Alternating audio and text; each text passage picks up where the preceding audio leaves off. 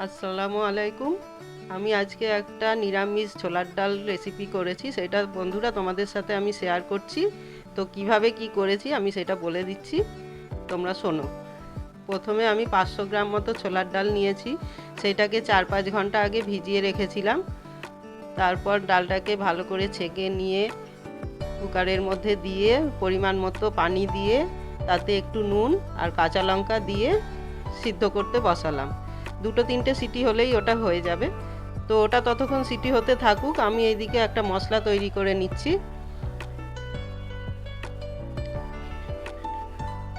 আর ডালটা মানে কুকারের ঢাকাটা ততক্ষণ বন্ধ করব না যতক্ষণ না ওর থেকে একটা মানে ফেনার মতো উঠছে, ওইগুলো ফেলে দিতে হবে। ওইগুলো থাকলে ডালের স্বাদটা ভালো হবে না।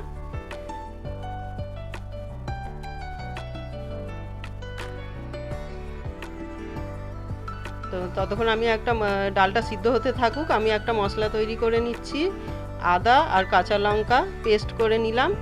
নিয়ে সেই পেস্টটার মধ্যে আমি একটু হলুদ, পরিমাণ মতো ধনে আর গরম মশলা দিয়ে ফেটিয়ে নিলাম।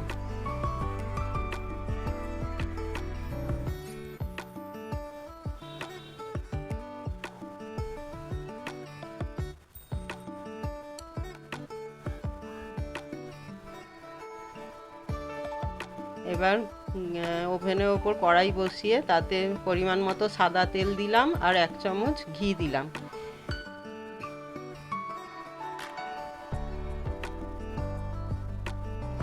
তারপর তাতে আমি আগে থেকেই নারকেল কুচিয়ে রেখেছিলাম, সেই নারকেল কোচাটা দিয়ে দিলাম। দিয়ে একটু লাল করে ভেজে নেব, আমি নাড়তে থাকছি ততক্ষণ। তারপর তাতে কাজু আর কিশমিশ দিয়ে দিলাম,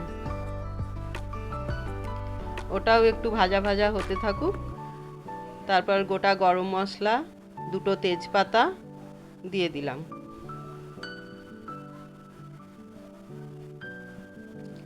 দিয়ে তারপর ফেটানো মশলাটা যেটা রেডি করে রেখেছিলাম সেটা দিয়ে দিলাম। দিয়ে বাটিটা ধুয়ে একটু পানি দিয়ে দিলাম।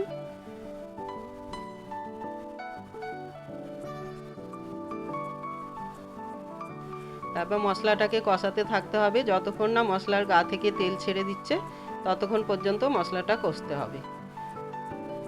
তারপর আমি ওই সিদ্ধ ডালটা ঢেলে দিলাম।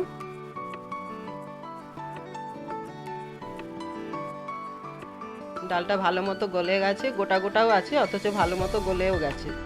তো ডালটা ভালো করে নাড়াচাড়া করে নিয়ে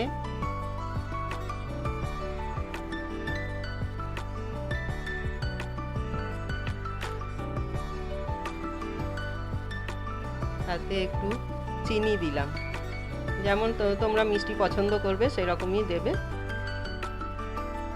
দিয়ে আমার ডাল রেডি হয়ে গেছে, আমি সার্ভ করলাম।